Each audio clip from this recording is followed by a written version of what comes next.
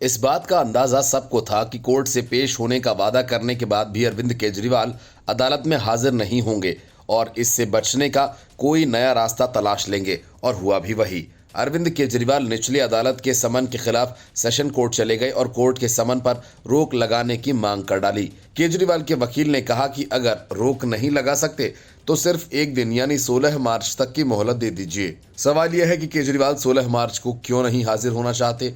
जाहिर है इसके पीछे भी केजरीवाल की कोई खास प्लानिंग होगी, लेकिन कोर्ट ने फिलहाल केजरीवाल को कोई राहत नहीं दी। मतलब कि निचली अदालत में हाजिर होने से केजरीवाल बच नहीं सकते। दिल्ली की राउज एवेन्यू कोर्ट के आदेश के खिलाफ सेशन कोर्ट में केजरीवाल की याचिका पर सुनवाई के दौरान केजरीवाल के वकील रमेश गुप्ता पेश हुए। उन्होंने कहा कि 2 रिवीजन याचिका है। वकील ने कहा कि शनिवार 16 मार्च को केजरीवाल को पेश होने का आदेश दिया गया है। इस कोर्ट से उन्हें पेशी से छूट देने की गुहार है। और केजरीवाल के वकील ने कहा कि समन को दरकिनार करने के मामले में अधिकतम सजा 1 महीने की है।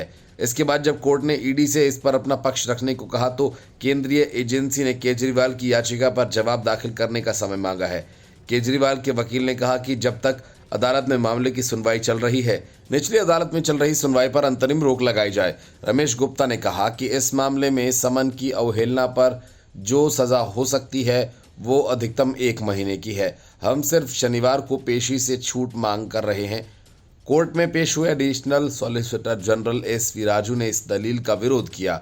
उन्होंने कहा कि बहुत पहले ही पहली शिकायत पर कोर्ट ने 16 मार्च की तारीख तय कर दी। जब भी कोर्ट कोई तारीख तय करता है तो केजरीवाल अपना कार्यक्रम उसी तारीख पर बना लेते हैं ताकि पेशी से बच जाएं। एस.वी. राजू के इन आरोपों पर तुरंत केजरीवाल के वकील ने नाराजगी जताई। उन्होंने कहा कि ये सारे आरोप बेबुनियाद हैं।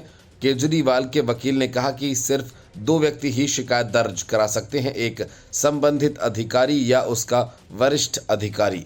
हर अधिकारी शिकायत दर्ज नहीं करा सकता। केजरीवाल के वकील ने कहा कि ये ईडी का पब्लिसिटी स्टंट है। केजरीवाल यहां आएंगे और जमानत लेंगे, ये एक जमानती अपराध है। केंद्र सरकार के वकील ए.एस.जी. राजू ने कहा कि ऐसे आरोप न लगाएं, हम प्रचार के लिए कुछ नहीं कर रहे हैं। सुनवाई के दौरान ईडी ने कहा, क्या मुख्यमंत्री के रूप में उन्होंने तुच्छ आवेदन दायर किए हैं।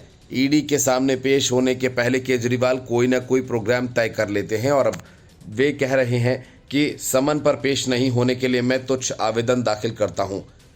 अरविंद केजरीवाल के वकील ने कहा कि क्या एक सीएम के रूप में मैंने तुच्छ आवेदन दायर किए हैं।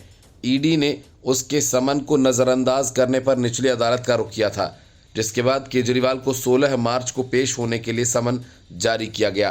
दरअसल अरविंद केजरीवाल ने अतिरिक्त मुख्य मेट्रोपॉलिटन मजिस्ट्रेट दिव्या मल्होत्रा के आदेशों के खिलाफ सत्र अदालत का रुख किया, जिन्होंने केजरीवाल को 16 मार्च को अदालत में पेश होने का निर्देश दिया था।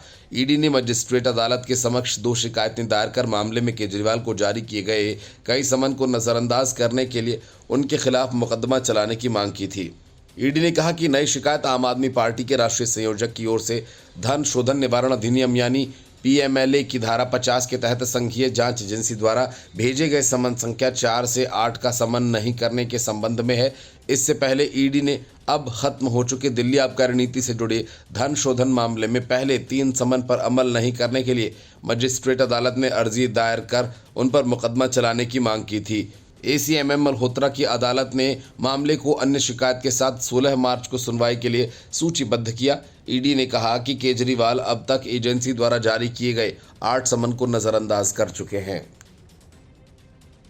Bureau report, news of India.